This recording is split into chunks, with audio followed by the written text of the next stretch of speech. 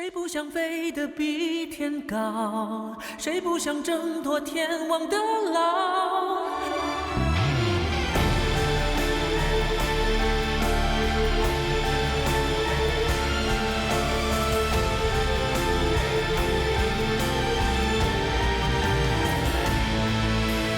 爱换不了，所以无可救药。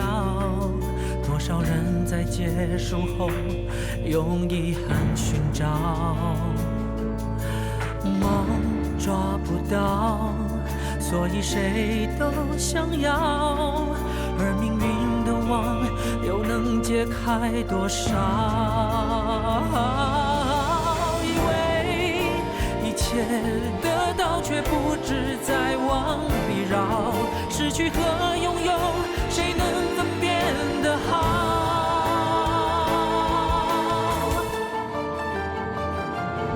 谁不想飞得比天高？谁不想挣脱天王的牢？最华丽的情调比不上那微笑，很多时候我们需要依靠。谁不想飞得比天高？谁不想世界为你而绕？最单纯的感动，却忘了去寻找，拥有了世界，却输掉拥抱。有什么值得炫耀？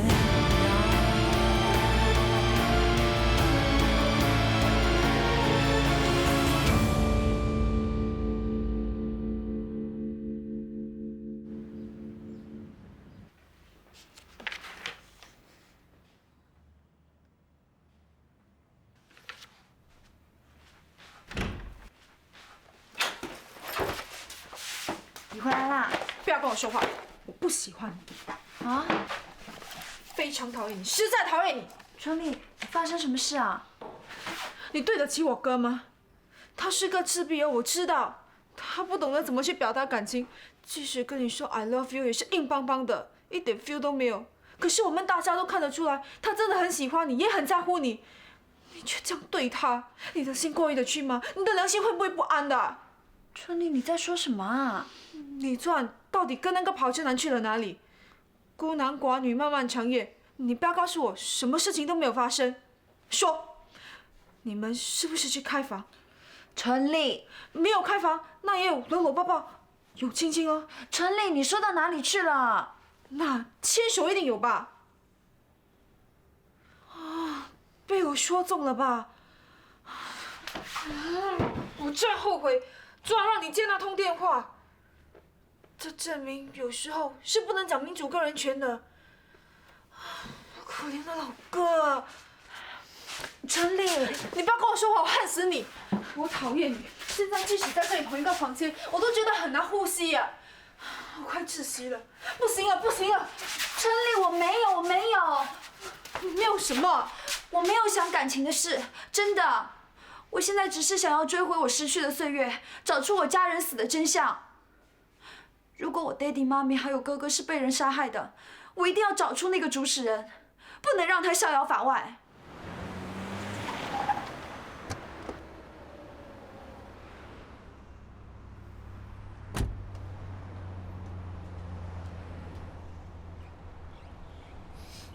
香啊！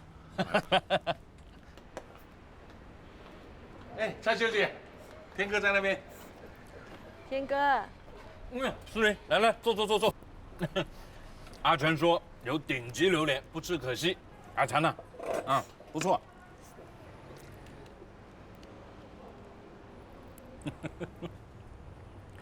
你这么漂亮有气质的小姐，难得肯在这里陪我吃榴莲。天哥，别人不知道我的出身，但是你最清楚，我不会在你面前扮清高的。你什么出身？你出身好得很啊，不就是做过夜总会小姐吗？你做小姐那是为了栽培你弟弟。再说了，你陪酒不陪睡啊？哎，你跟我之前没有被男人碰过，是不是？这还不够啊！谁要是乱说话，我把他舌头割下来。天哥，你别说的那么大声啊！我就是大嗓门。哎，吃。天哥，蔡小姐，这里榴莲大有来头啊！榴莲之王啊，纯果肉，包你吃不到种子。你少来，什么榴莲公主、榴莲皇后，哎，现在来个榴莲之王。阿全呐，够啦，榴莲热量很高，他上了年纪啊，不该吃这么多的。没关系，蔡小姐，天哥不比平常人，你看满面红光，精神充沛，肯定胜过很多年轻人了。身体再好啊，也不能糟他。哎，听到没有？别再上了啊！吃了榴莲之王，肯定不用吃别的榴莲了。那阿全来，哎，不用这么多。哎呀，拿着啊！好，谢谢。哎，阿全说什么榴莲之王啊？尝尝看，看他有没有吹牛。哎，小心哦！阿全说没种子的，也不知道真的假的。哼。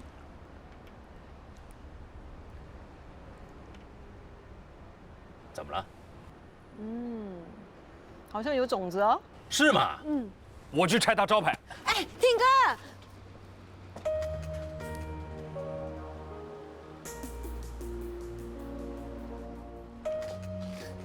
哎，哇，你吃榴莲吃到饱食啊，司令，你太幸运了。你干嘛这么看着我？来，你是不是觉得我不够浪漫呢？那别人呢是去高级餐厅，把宝石放在花里面或者香槟里面，我杨天威呢放在榴莲里面，哎，这也算与众不同啊。看你乐得好像小孩子一样。天哥，你的心意我领了，但这宝石我不能要，这为什么？太珍贵了。送给你的当然珍贵了，哎，这可是万里挑一的精品啊！你对我的情我明白，你不必送我这么珍贵的东西，我知道你对我好。司令，你是我身边最珍贵的女人，一颗小小的宝石算什么？就是全世界，我都愿意给你。天哥，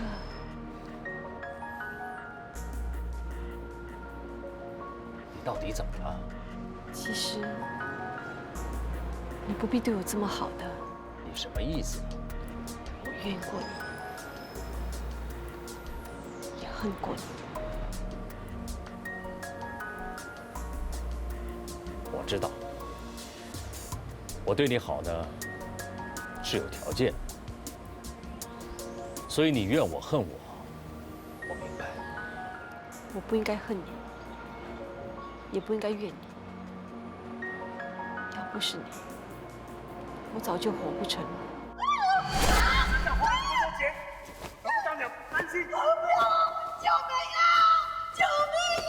等下，我就画画你的脸。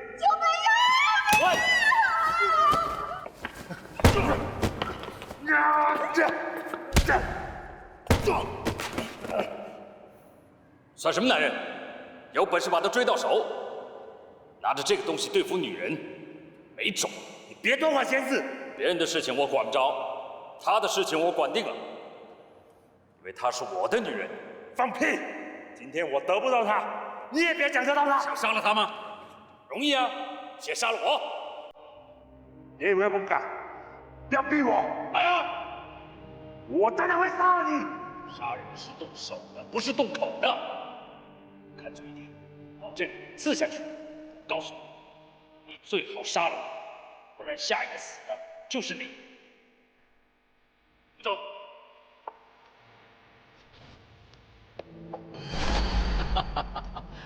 那个家伙色胆是不小，但是要他杀人没这个胆。不，是你救了我，我应该报答你的。可是司令，我那时候出手救你，没想到让你报答。我知道，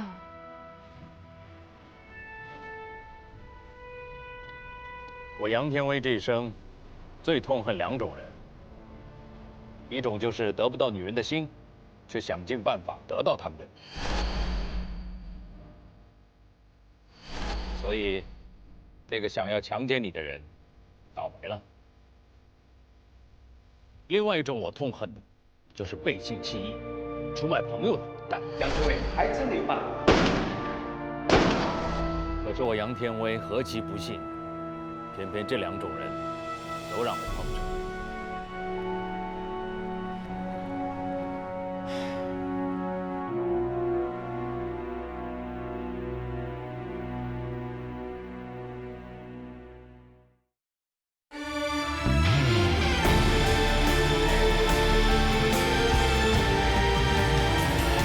杨天威这一生最痛恨2种人，一种就是得不到女人的心，却想尽办法得到他们的人；另外一种我痛恨的，就是背信弃义、出卖朋友的混蛋。可是我杨天威何其不幸啊！偏偏这2种人都让我碰上。天哥，你从来就不跟我多谈过去的事啊？因为每当我想到那些人、那些事，总是让我愤恨难消。哎，你知道吗？30多年前啊，这里是一片树林和沼泽地。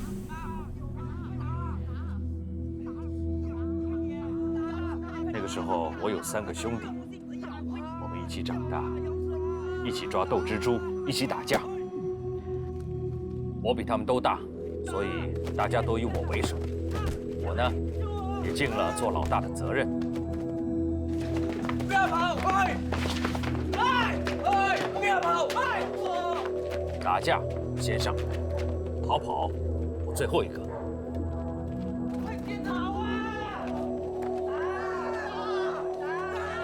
日子过去，转眼大家都长大了。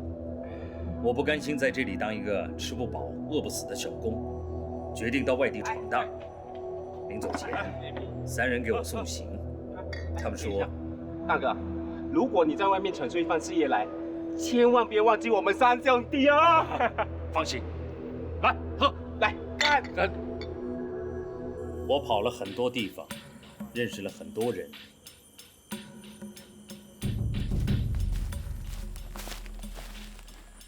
其中有个泰国华侨，我叫他坤哥。来，继续走。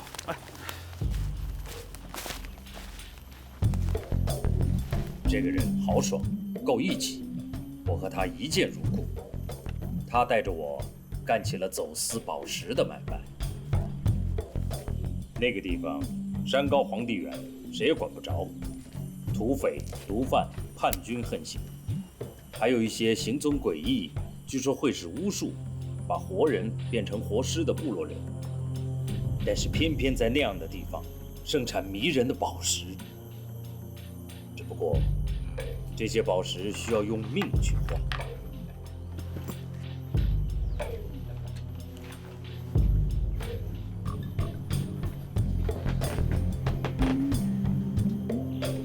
有问题。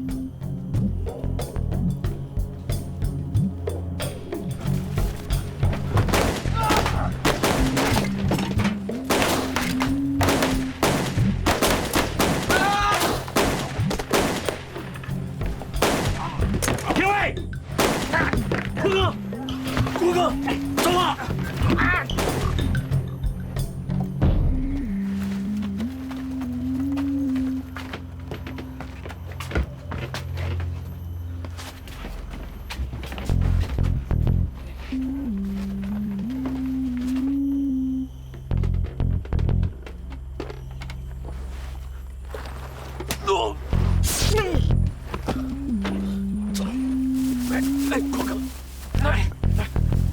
天威啊，你还是走吧，你带着我，总会把命给丢了。你把我当什么人了？要走，我们一起走。哎，走，走。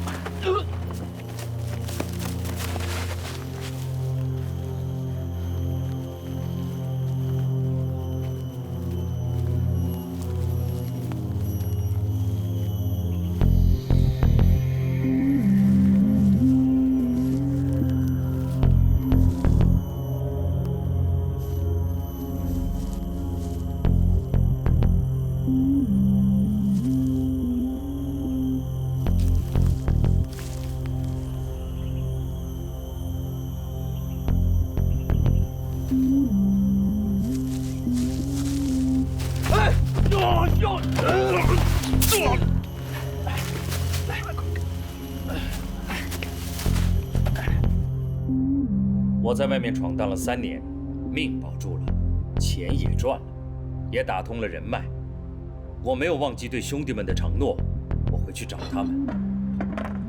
学子，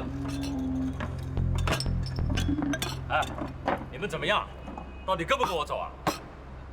我告诉你们，那个地方遍地宝石啊，只要往下挖，出来的不是石头，全是宝石啊！啊，对了，你们看，这些就是我带回来的。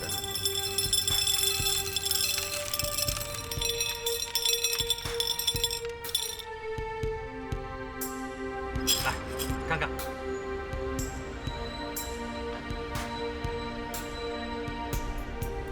这是真宝石啊！货真价实啊！当然没有那么纯净了，但是就这种质地的宝石，都能卖2、3万。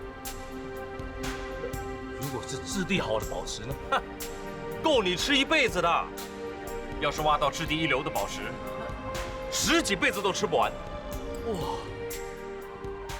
那时候，黄清标在夜总会当巡场，林焕东当非法小贩，汤耀祖在一间贸易行当个小职员，一辈子都出不了头。我不是个没情没义的人，大家兄弟一场。我发达了，当然也要这些兄弟跟我一样。我问他们，当然了，我去的那个地方是完全不同的世界，随时会丢性命。但是有句话说，富贵险中求啊，愿不愿意跟我一起求富贵？反正也是死，好过待在这里半死不活的。我去。我也去。好。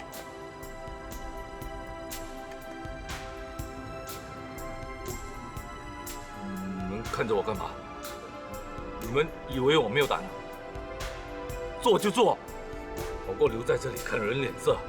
我要赚很多钱，让老婆和孩子以我为荣啊！来，兄弟同心，其利断金，我们有福同享，有难同当。无论到任何时候，我们都情义相挺，永远不做出卖朋友、背叛朋友的事。情义相挺，不出卖，不背叛，违背者天诛地灭。干！干！天诛地灭。没错，我是这样发的誓，他们也跟着我发的誓。天诛地灭，说的真好啊！后来，他们的誓言果然都应验。我带了3个兄弟到那里去打天下，那种地方，各种各样的势力都有。能用钱收买的，我们就用钱买；钱买不了的，靠武力。3年时间，我们就打下了半壁江山。真不容易啊！我们兄弟4人情义相挺，才能在那里站稳脚，才能一次又一次从死亡的边缘中回来。真是富贵险中求啊！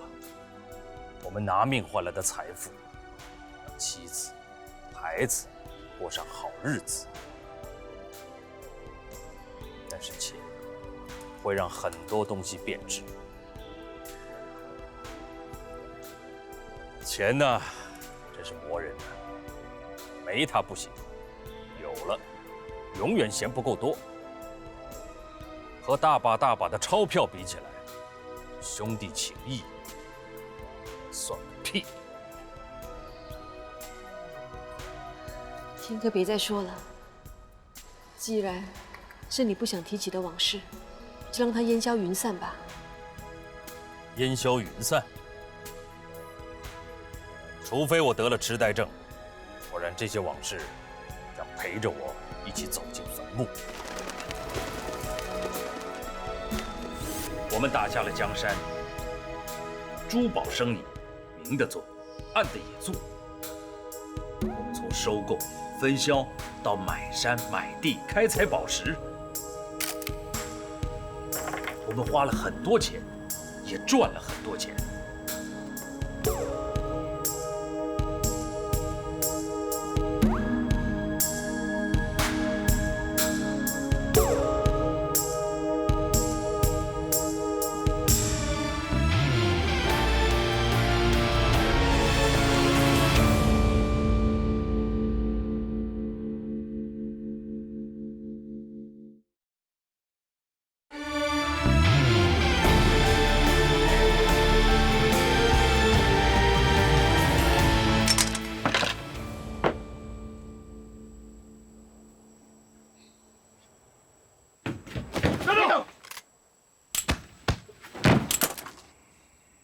先走。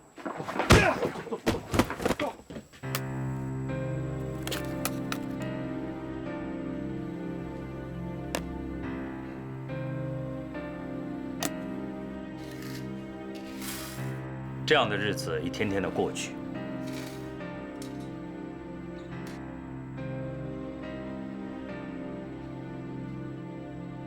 直到那座不起眼的小山头出现。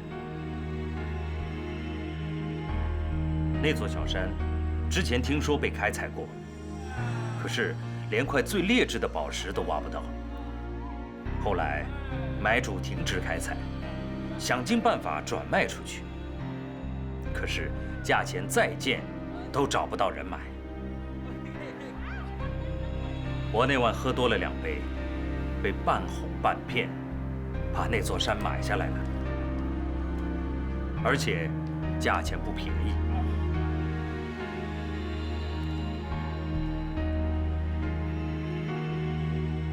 我被大家笑成是笨蛋，就连那3个好兄弟都把我臭骂一顿。但是，那座小山下，却藏着质地最好的宝石，只是它们被深深地埋在地下。幸好之前的买主挖得不够深，也幸好我坚持继续开挖。当工头把一块还没雕琢的宝石放在我面前，我知道我们坐在一座宝山上了。但是，这也可能给我们带来从未有过的威胁。这消息一传出去，肯定会引起一场争夺战，各方势力都会来分一杯羹。有人主张和当地最有势力的叛军联手开采，那样其他势力就不敢插手。但是，我坚决反对，叛军贪得无厌，让他们加入，我们到头来可能只是一场空欢喜。我们展开了一场从未有过的争论。叛军完全不懂开采技术，对宝石的鉴定更是一窍不通，所以主动权还是掌控在我们手里。当然，我们也会失去一些利益，但是如果没有军方的保护，我们随时会被人干掉的，就当做是交保护费吧。教主说的对，大哥，钱是赚不完的，命才重要，我们犯不着冒着生命的危险的。富贵险中求，你们都忘了，如果不是这些年我们几个拼命，我们有今天，老婆孩子会过这么舒服的日子？军方如果插手，我们就完了。叛军今天可以跟我们合作，明天就可以跟任何人合作，早晚我们会被他们赶出去，到时候连屁都拿不到。纸是包不住火的，不管这件事有多隐秘，迟早会传到叛军的耳朵。我倒是觉得，我们宁可先找他们谈合作，好过他们来找我们啊。对啊，到时候几十把机关枪对着我们，还不是他们说了算？好了，都别说了。宝山呢是我买的，你们谁要是不同意，可以退出。妈的，你想撇开我们独占好处啊？你放屁！宝山就在眼前，有胆你拿！你才放屁！你说什么？我说你胆小如鼠啊！你就像老鼠一样！妈的，做事老鼠也想死！有胆你拿！别吵我！再说！哎呀，你们冷静一点。哎，有什么事好好的商量，各有各的说法。如果我们能达成共识，那是最好的。难道你们都忘了，我们曾经说过，要共同进退，不管碰到什么事，都要一起去面对，谁也不准撇开谁。就是嘛。青彪，别人不了解大哥，我们还不了解吗？他会撇掉我们独占好处吗？刚才那句话你不说回来，我就会跟你断绝兄弟情谊啊！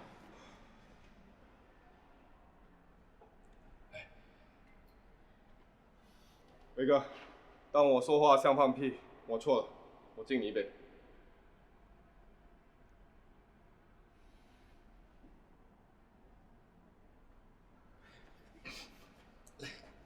我支持大哥，我也支持大哥。你们全都支持大哥，我不支持他，那我不是变成老鼠了？来，干杯！干杯！来。那晚大家开心的大醉一场，我更是一觉不醒。醒来以后，发现自己被关在一个奇怪的地方。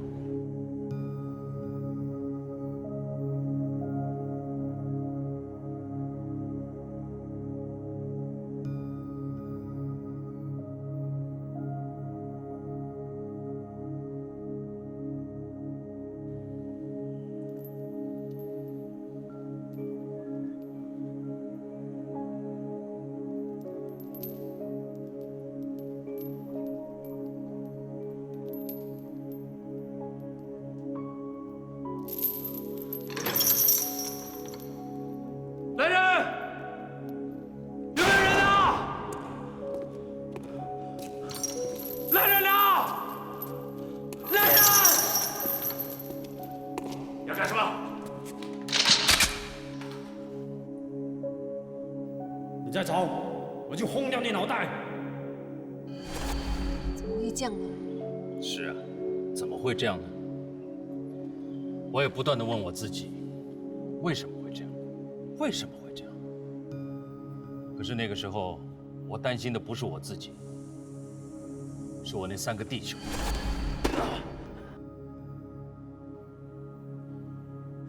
我的兄弟，你把我兄弟怎样了？啊！我再问你，你认不认罪？我认什么罪啊？那座山是我的，我花钱买的。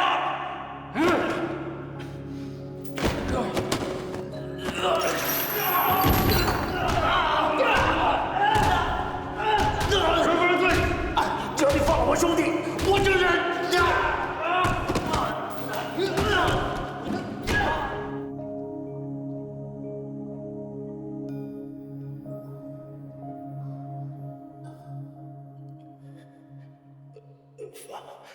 放了我兄弟，放了我兄弟。我真是太天真了。当我被打得遍体鳞伤，还在为他们担心的时候，他们却在外面和叛军逍遥快活。为什么他们要这样对你呢？为什么？财富司令，巨大的财富，一整座宝山，你10几辈子都吃不完。他们为了确保万无一失，非要除掉我不可，才能和叛军联手占有那座宝山。他们怎么可以做出这样的事呢？是，他们怎么可以做出这样的事？这个问题，我问过自己无数次。不是说好情义相挺吗？不是说好不背叛、不出卖的吗？那3个混蛋勾结叛军，不但把我丢进监狱，而且还要杀掉我。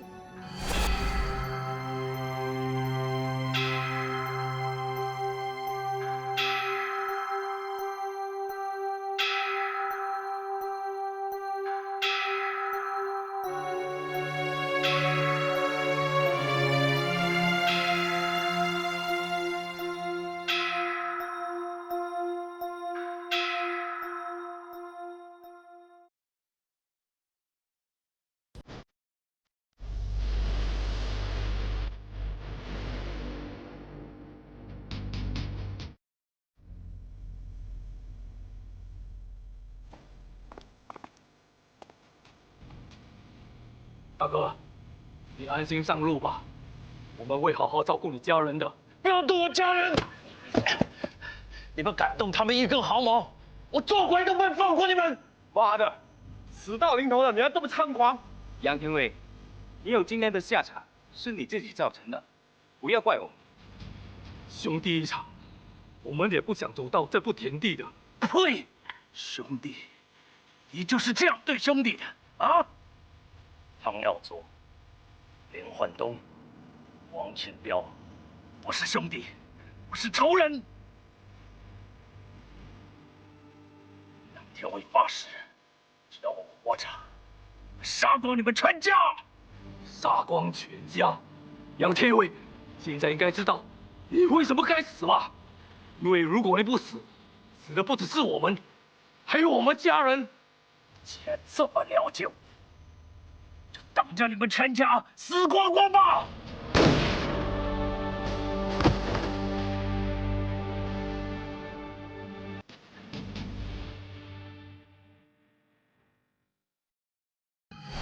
他们做梦都没有想到，我还有个真正的好朋友，一个好兄弟。坤哥，对，就是坤哥。他才是真正有情有义的好朋友。虽然我和他已经分道扬镳，但是当他知道了我的处境后，马上赶来相救。老天有眼啊，让我在茫茫人海当中认识这么一个有情有义的好兄弟。那3个混蛋，他们完全想不到行刑的2个士兵是被收买的，枪里打出的都是空弹。他们只知道收买高官，完全忽略那些小兵，以为这样就能解决掉我杨天威，真是又蠢又天真。那3个人现在怎么样了？怎么样？哼，你说呢？我对老天发过的誓，不是开玩笑的。坤哥阻止过我，那个时候他在庙里修行，他说他作孽太多，洗心革面。他把我带到庙里，让我跟他一起修行。坤哥让我忘掉仇恨，放下屠刀。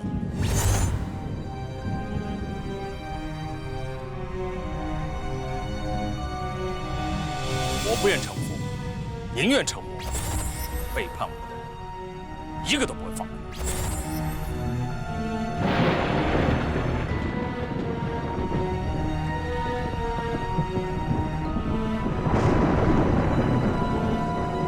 天网恢恢，疏而不漏。杨天卫，再回头已无岸了。什么天网恢恢，疏而不漏？我杨天卫要破天网！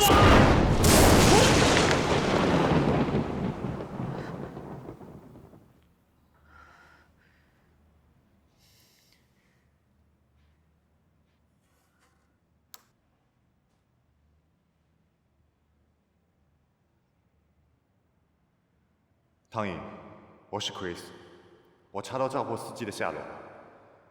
你真的想见他吗？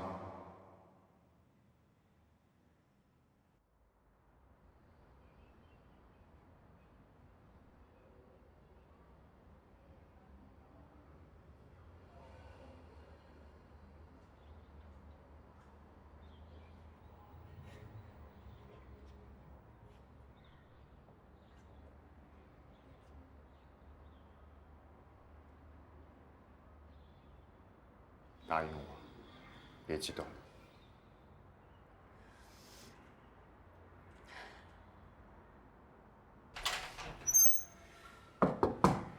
谁啊？我是 Chris， 之前联络过你的。找我什么事？13年前那场车祸。我牢都坐了，还有什么好说的？走。我是那3名死者亲人，也是唯一的生还者，但是我却在医院昏迷了13年。该还的我都还了，还谈什么？走吧。我只是想知道那场车祸是怎样发生的。我有老人痴呆症，什么都不记得了，滚吧。只是问你几个问题，花不了你太多时间的。这样吧，那天我送完了货，驾车回公司，我喝了一点酒，半路就发生那场意外。我真的够倒霉，被判坐牢，执照被吊销，老婆还跟人家跑。现在出来找不到工作，就快20了。你倒霉，但我呢？我的家人呢？你知不知道？都是因为你啊！我失去了我 daddy、我妈咪，还有我哥哥，我失去了我13年的岁月。怎么样？又要把命赔给你吗？你，别激动。你是不是受人指使？开什么玩笑？你说，你是不是受人指使，故意制造那起车祸？我不知道在说什么。要不然你为什么故意连撞2次？第1次，我跟我 daddy 侥幸逃过，可是你又再撞第2次。第2次要了我 daddy 的命，也让我在医院躺了13年。你是不是受人指使，来要我们一家人的命？是不是？是不是？不是的，我并没有撞2次啊。我虽然是喝醉了，但是我不会醉到那种地步啊。你有啊！你这人真的莫名其妙，事情已经过了那么多年了，你还想知道什么？你告诉我是谁指使你的？你告诉我是谁？我不知道啊！滚啊滚啊！我什么都不知道，滚！开门！没事吧？没事，对不起，我控制不住自己。我明白，我明白你心里的痛。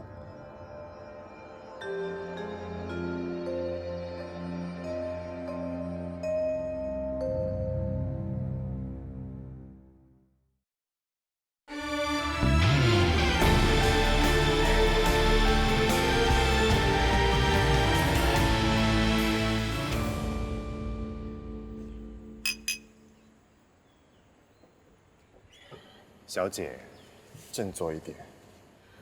我觉得我自己很没用。为什么呢？我那么容易就激动，什么事都办不了。我还太嫩了。我醒来到现在已经有一段时间了，可是我现在的智慧根本就没有办法跟一个25岁的人相比。那就要更加努力，加倍努力。别人用200米跑的速度，你就用100米冲刺的速度。但是你一定要记得，等你跑累了，一定要停下来休息，要不然还没有到终点站，已经垮了。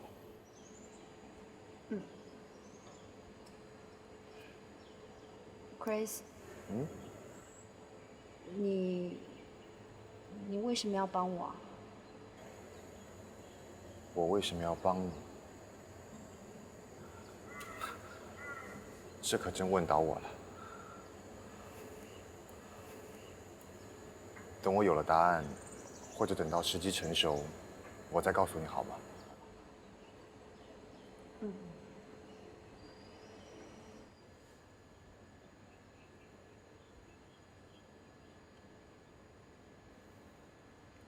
肖颖还没回来，肖颖还没回来。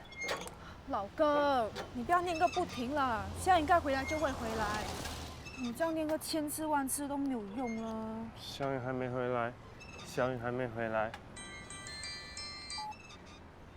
Hello， 肖颖还没回来，肖颖老妈还没有回来，他说出去一下子2、3个小时就回来。大哥他3个小时一到，就在屋子里面绕来绕去。我现在陪他在楼下等咯。肖颖还没回来。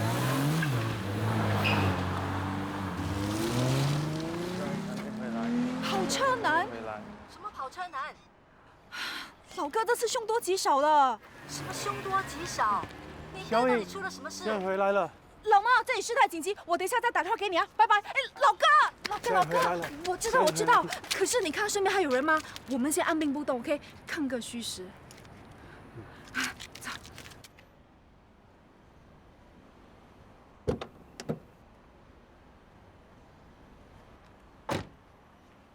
他是坏人，定死他！他是坏人，定死他！老哥，原来你早就知道了。他是坏人，定死他！不要继续妄动。他是坏人，定死他！他是坏人，定死他！他是坏人，定死他！他是坏人，他是坏人，定死他！他是坏人，定死他！周杰你干什么？他是坏人，定死他！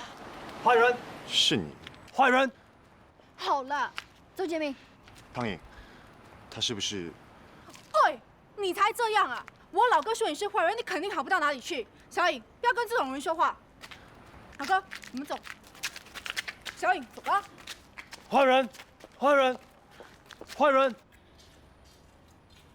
白痴！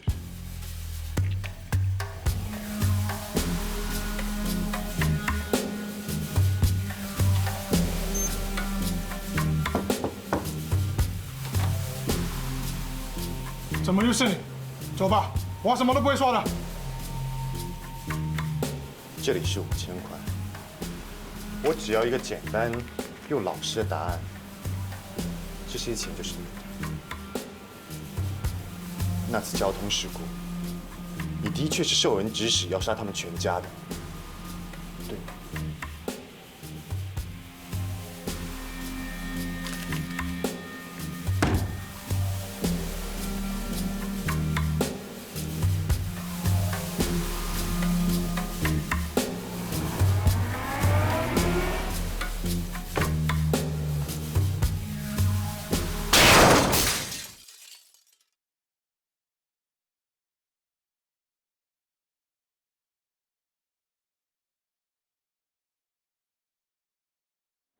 老哥，你的大敌已经杀到了，不可以再掉以轻心。来，让你妹妹我帮你找一间浪漫的餐厅，然后你就约小颖去吃饭。啊，找到了。4点30分，吃巧克力时间到了。都什么时候了，还吃巧克力？还做煎饼巧克力。你知不知道，你已经碰到对手了？还做煎饼巧克力。而且不是普通的对手，那个跑车男长得超级像个人，又开跑车又穿名牌。你呢？还做煎饼巧克力。时间到了就会吃巧克力，吃到你够。老哥，你听我说，你的人生正面临空前无比的大危机啊！人类最大的危机是，环境污染、地球暖化、核子威胁、彗星撞地球。Oh my god！ 在我的的记忆里，他确实撞了2次。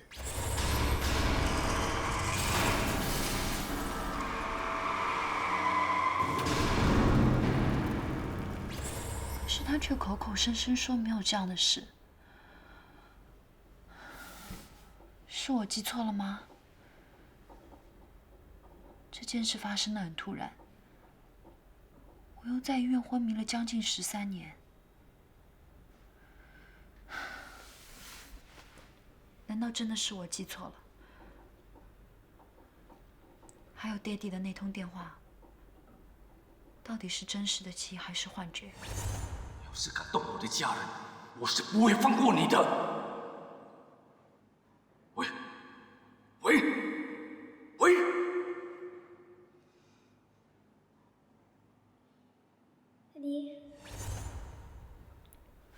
邹杰明，你可以告诉我记忆是什么吗？记忆是脑中的神经元彼此之间储存下来的连接模式。神经元总数约有1000亿个，每个都能和其他神经元产生5000到1万个突触连接，在一般成人的脑中形成500兆到1000兆个突触。谢谢你，邹杰明，你很有知识，可是你帮不到我。小颖，邹杰明要帮小颖。谢谢你，邹杰明，可是你真的帮不到我。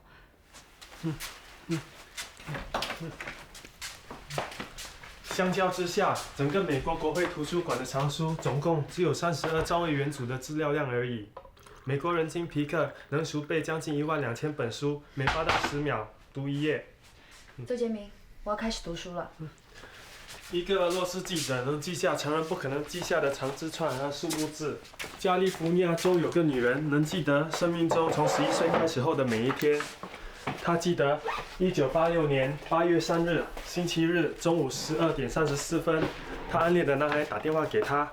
她记得1992年3月28日，自己和父亲在比弗利山饭店共进午餐。那关我什么事？邹杰明，远在加利福尼亚的女人记得她的每一天，跟我有什么关系啊？